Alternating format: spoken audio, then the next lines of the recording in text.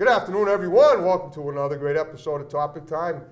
My second show in the spring already. I did one last night in the other town. I'm doing one here. And I'm feeling spring. I'm loving it. It feels great. So, great guest tonight. First, got to read the underwriters, and then we do the show.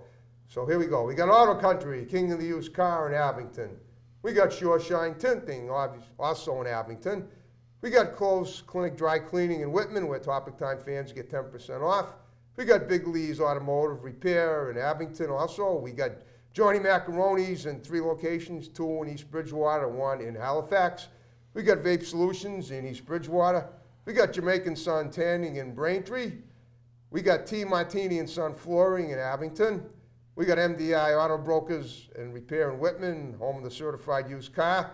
We got What's the Scoop Ice Cream in Randolph. For Topic Time fans also get 10% off. And we got John's Greenhouses and Florist Shop in Brockton. And I want to thank you guys very much, and now we will start the show. Here we go.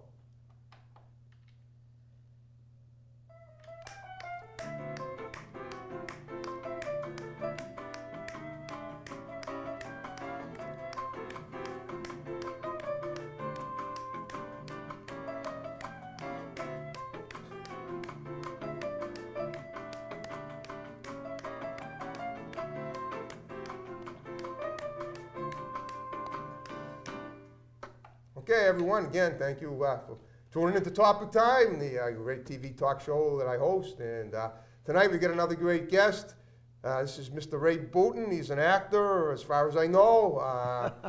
And we're going to talk to him tonight, find out what he's done. He's worked with some of the people that are renowned in the industry in our area, a.k.a. Matt Fisher, Rick Chandler, David Maggott McDonough, whoever else. And we're going to talk about that and his career and what he's doing now, how he got where he is and where he's going. So, Ray Boutin, thanks for being on my show tonight. Thank you for having me. And I know we've been talking about getting you on for a while, and here you finally are. As so many of my guests, I've got such a lineup of guests of people who want to be on the show. So let's talk about your acting career. So let's go back, like I do with all my guests, to how you got started, and how young were you, and what brought it in, what gave you the bug, so to speak. I started actually in my 50s. Okay. About 12 years ago. Okay. Answered a call for an extra. Oh, cool. For what? Let's see, that was, I think it was called Second Date. Was it a big film or an indie film? It was an indie film. I went to the premiere, saw myself on the screen. Okay. That was it, I'm hooked. You were what? I was hooked. Okay. That was it, I was hooked. At that point, yep, there's me. There's the credits. Okay. That's it. That's it. Well, okay. Just quick question. It took you to your 50s to do it. I'm just wondering, what were you doing before your 50s? What did you do as a kid? I usually like to find this stuff out because this is great. We're going to get back to what you've done since then in a minute, but I feel like I've missed out on something if I didn't find out, what your childhood was like. If there was anything that could have possibly led up to what you're doing now, even as far back as that. Obviously, based on your timeline, what you're telling me, you're a little older than I am, but so go ahead if you don't mind. I'm just curious. I acted in school plays in high school. Okay, so you did. In college. Some acting, yeah. Where was that? Where'd you go to college? That was Assumption College. Okay, that's in Worcester. And that's in Worcester. Yep, okay. Did a little bit of radio. Okay, like what kind of radio? Like broadcasting, DJing? DJing, that was in Texas. Oh, okay. And that was back in the old Drake format.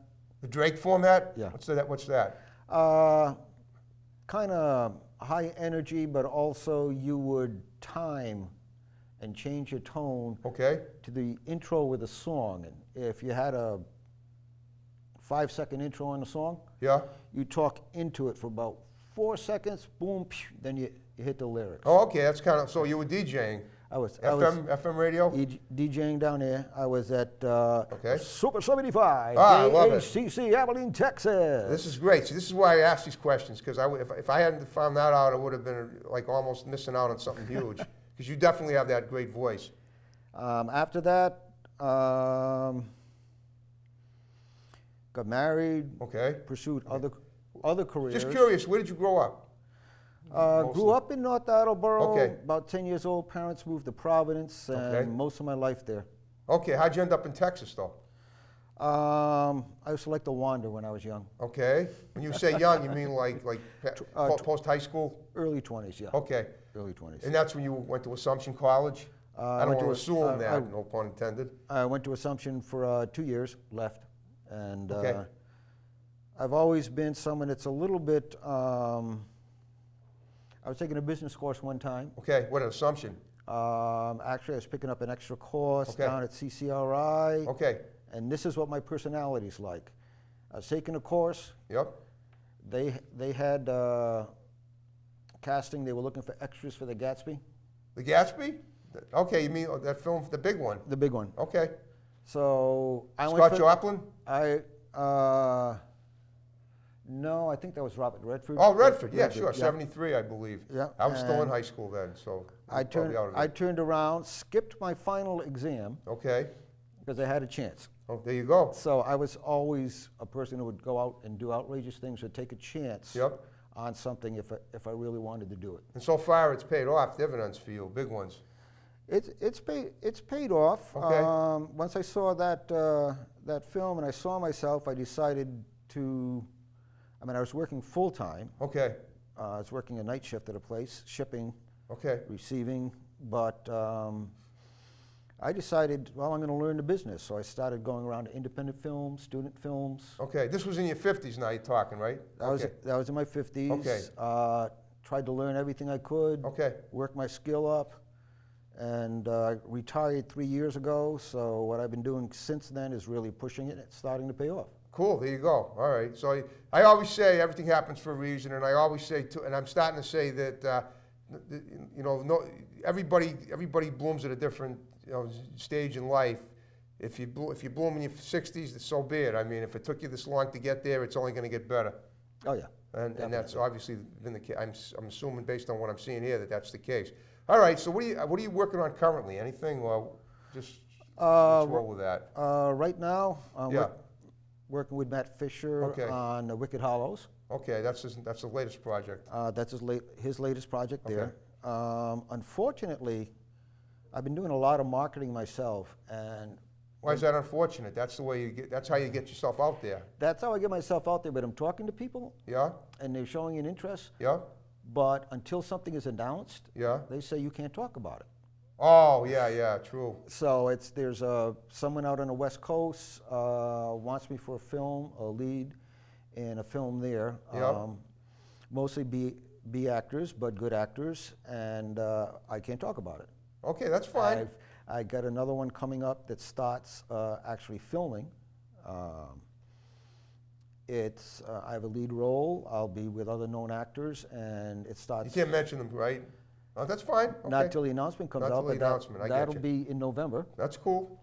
So I've been working that, and it's been accelerating. I think that what happens is once you have a certain amount of success, then people start noticing you, and absolutely, you just keep doing it. And I try and keep a good balance between marketing, but not oversaturating, so people say, "Oh, him again." Right. Well, you don't want to be right. You don't want to be counterproductive. I know it's the same thing with my deal too, with my show. Although I have to admit, I'm pretty cocky about it on Facebook. If you haven't noticed. Oh yeah. Well, if you're doing something good, you put it out there. Exactly. Yeah. You put it out there. But in your case, the fact that these are big projects that are coming up, in all likelihood, they're not going to fall through, and eventually you got to be patient. But eventually, you're going to find yourself, accelerating to the max in all of them, and then it's not like you have to be telling people what you're doing. Now they will know, and that's going to be great. Then that's going to be a feeling of exhilaration above and beyond anything you've ever experienced.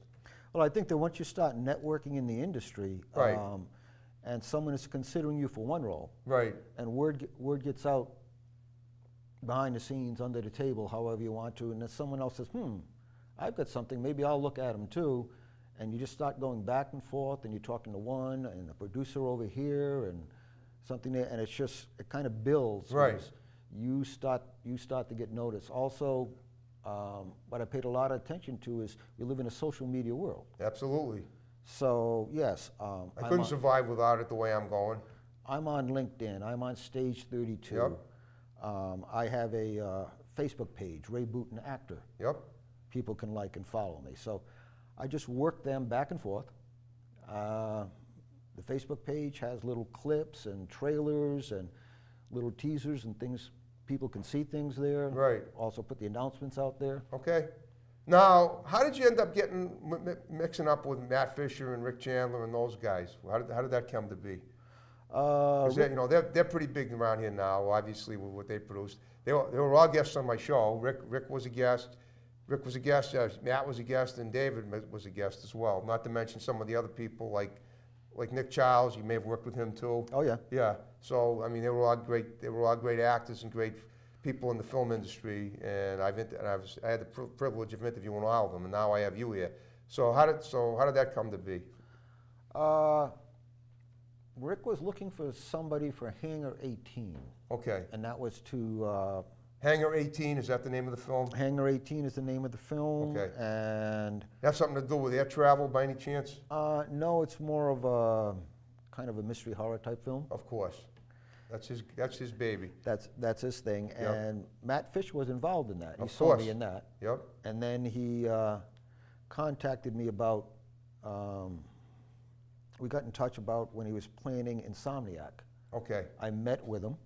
He thought I'd be good for the role of Dr. Pleasance. Okay, yep. And, main role, obviously. One of the main roles in it. Yep. And I was lucky to get that role. It was one of the most interesting ones. Well, not just lucky, you're skilled. You got the look, you got the brains, and you got the gift. But that role was interesting because depending upon the film, I did a film years ago, an independent called Old Soldiers Never Die. Okay. About a retired military, his son goes off to war and dies. Oh, wow. The father has a breakdown. Okay, and you were the father? I was. Well, I don't know how this was a few years ago, but yeah, okay, you were the father. I was the father. Yeah. Now that film I pulled from personal experience because a little less than a year before that, my mother had died, and I was there in the hospital when she was. Wow.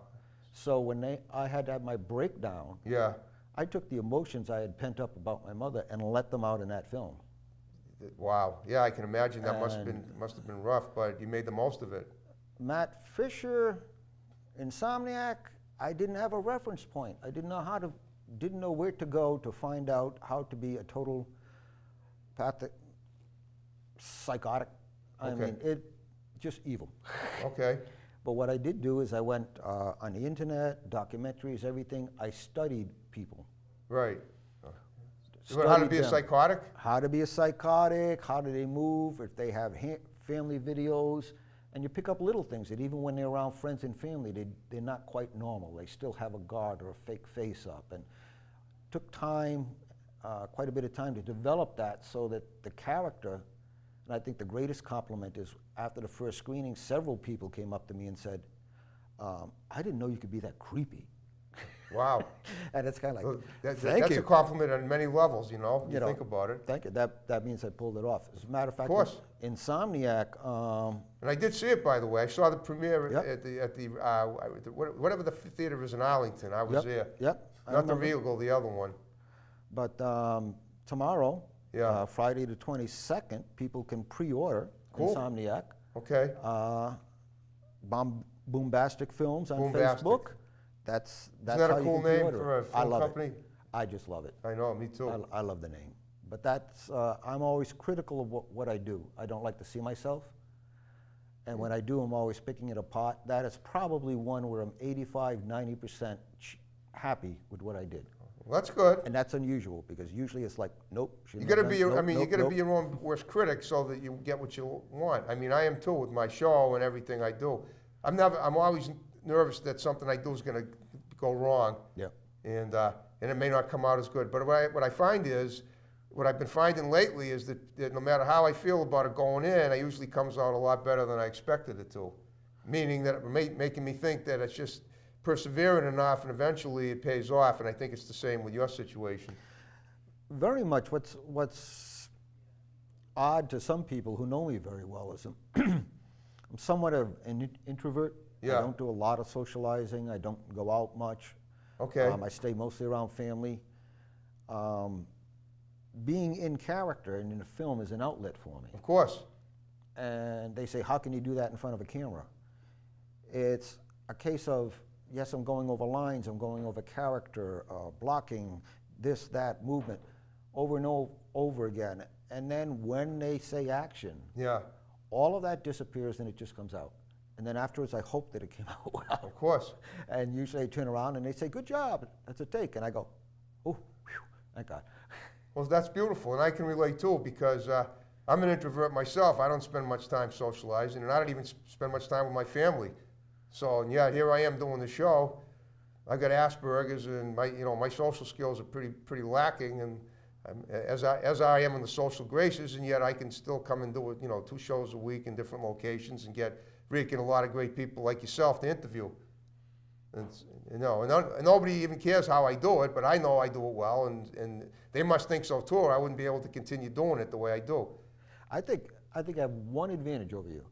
Go ahead, what is it? I'm sure you have more than that, but what is it? No. When I do it, yeah, I get to play outrageous characters. Well, when I do it, I am an outrageous character, so I don't have to play anything. I am it. I have been shot. I've had my throat cut. I had that happen. I didn't get my throat cut, but I was killed off in Killing Khan, and I still haven't seen it yet. And and I've shot people. I've been. You've had that's your advantage. You've been the perpetrator of violence. I've only been the victim of it in these films that I've been in. Yeah, I've had it both ways. Yeah, right. Okay, so that is an advantage in your case, I'd say. How about comedy? You ever do comedy?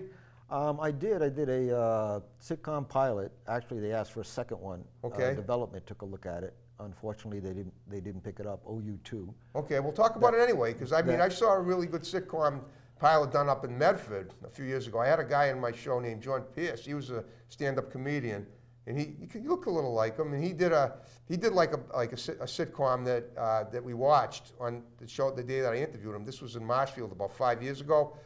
So. Tell me about it. What exactly? How did it? Maybe it didn't get picked up, but it doesn't mean that you or the people in it didn't have potential for something better in another time. No, the people in it were excellent, and my character was an accountant. Okay. Somewhat conservative. Who I can see you being that if you were suited up like me. But other than that, I couldn't. But that's what they say: the clothes make the man. I guess that would be pertinent in your case. But go on. The funny part is my character does not know it, but he's been married for the last 5 years to a man. To a man? He doesn't know it. I'm glad. For me, I wouldn't want to know it either. But that's me. But that I say live and let live. But that leaves it open for a lot of little jokes and different things to go in there because he's unaware. Okay. So that opened up some interesting situations. It was somewhat similar to The Office, where everything revolved around an office. Yep. And office people. I enjoyed that. I did that. I've worked with, there's a young guy, Adam Carbone. Is it Carbone or Carbone? He's from Rhode Island, right? Right, he's from Rhode Island. And yeah, I know who he is. I've never met him. I know about him. Very talented. Yep. Runs Squib TV, and he... Runs what TV? It's a cable station down in Rhode Island? No, it's something that streams. Okay. He streams, and very creative. Yeah. And, anytime he calls, I go because he is always out there. Yeah. He is funny, takes risks, so that's kind of like, okay. We did one, Screw Scrooge. I love it. Love the title. Twist on the, obviously, Christmas Carol. Okay, yeah. He did another Christmas special I was in, Jingle Jews. Jingle what? Jews? Jews. Oh. Okay. He's not afraid to offend, but he does it well. Listen, I don't mind. I'm a Jew. I can stand it. It's funny. He makes it kind of funny. Okay. It was 3 rabbis out searching for the meaning of Christmas. Okay. And just a whole bunch of films. He just takes chances. He puts it out there. And he's a younger guy, right? 30s? No, 20s. 20s? Wow. Okay. 20s. And he's been doing very well. And most of his, they're funny. There's comedy in them. Okay, cool. Yeah, so, I get that. That's good. Yeah, it's nice to be able to have a diverse lineup of stuff. So let's see. Let's see if we can talk about as many projects that you've done as you can think of before. To get us through the remainder of the show that you've done that you can remember. I was surprised one time. I was on the Discovery Channel. I had a thing called the Dome over Easton. Okay, have to do with the Astrodome? Nope. It was. they go into the theory about building a dome over Houston to protect it from weather. Oh, the whole city of Houston. The whole city. So wow. All I did was answer a call because they wanted someone to be a construction worker. Okay. I said, okay, I can fake that. I go in, makeup, wardrobe, go into a room. It's probably closer to the size of an airplane hangar. Okay. Green. 3 walls, ceiling, bottom. All right, so what exactly were you like narrating this? No, I was playing a construction worker. Okay. They gave us tools and told us to do things, but there was nothing there. Okay. I see the show on TV. Yeah. There I am, 500 feet up, walking the steel, calling in the chopper, riveting, and I would never get up there. It was all green screen. So you weren't really 500 feet up. It was just what you were playing in the film. What I was playing and in the TV show, and that was my first green screen experience. This is another one here, by the way. Yep, I saw that. I actually El Paso was a Western I was in. That was shot in Massachusetts. Cool. On a stage with a green screen. Okay.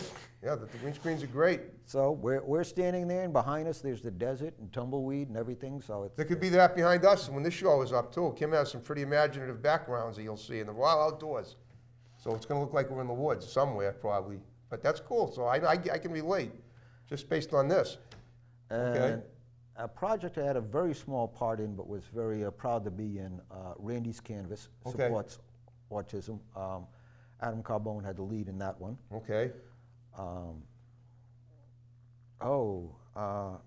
was in a TV miniseries that went on cable, Boston. Okay. Played a cop on that one, kind of washed up, drunken cop. Okay. I can see that. His partner was his son, and he didn't get along with his son. Okay, but he felt good when he was washed up and drunk.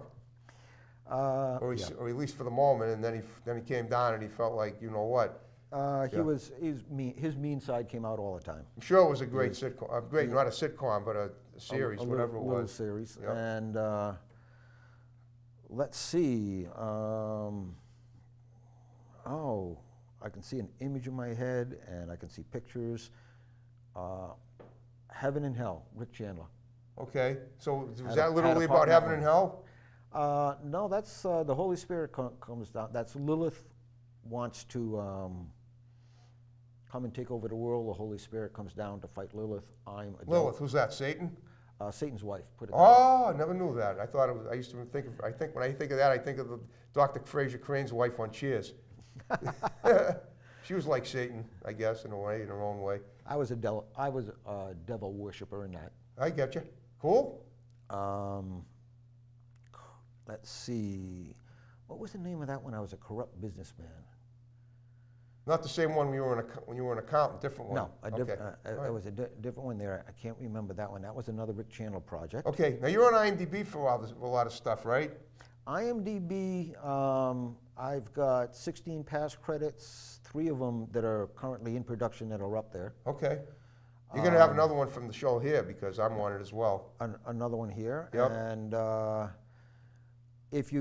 And how I built up to this point is IMDb does not recognize everything. I know they don't. They don't recognize music or any of that stuff. Like, that's nothing to do with TV or film. If you take the last 12 years, the credits, like the student films and others, then it's actually closer to 50. 50 credits? But 16 of those IMDb recognizes. Okay, I see what you mean. Well, so I'd say just being on it for anything is a step in the right direction. The Visionary. Yeah. That was an interesting film, and that's a film within a film. True. Cool.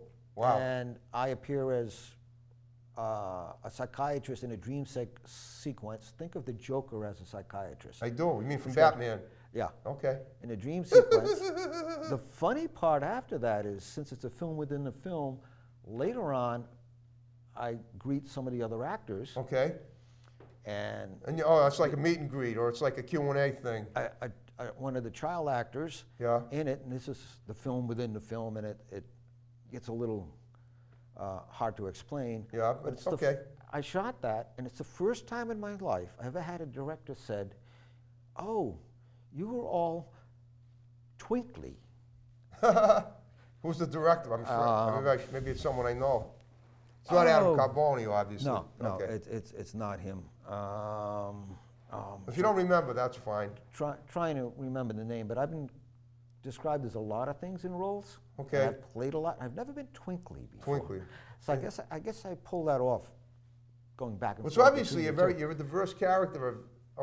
You're a diverse person, and you got a lot of a variety of stuff that you've done, which comes through loud and clear in a lot of your projects, which is great.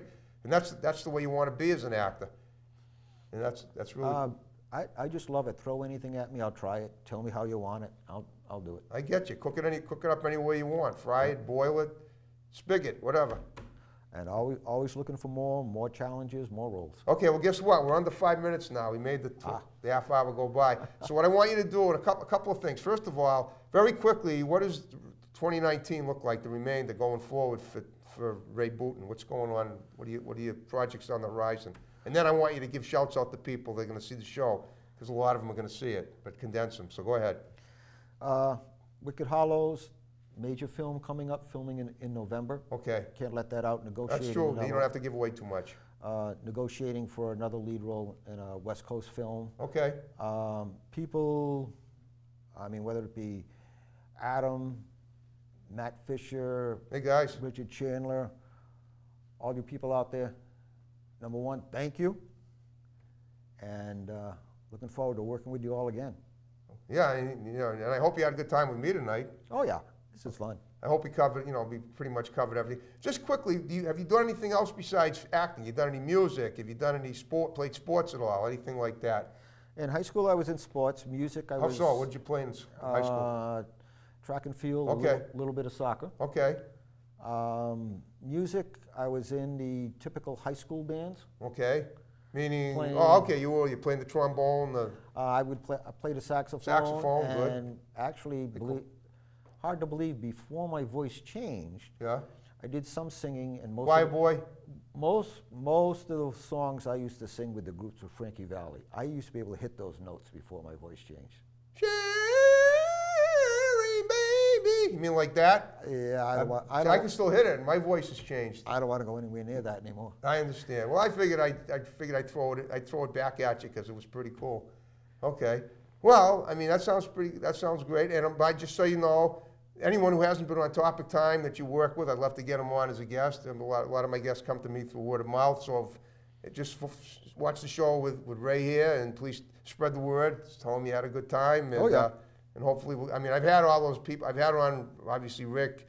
I had on Matt, and I had on David. But I'd love to get, if Adam wants to do the show, I'd love to get him in here. Anyone, any of the actors that you've worked with that I haven't had on. I'm always looking for more people. Okay. So on that note, are you ready to jiggy with it, to wrap it up like we did at the beginning? Okay. Okay, folks, thanks for watching Topic Time. More great episodes on the horizon. See you next time. Have a good one. Keep watching.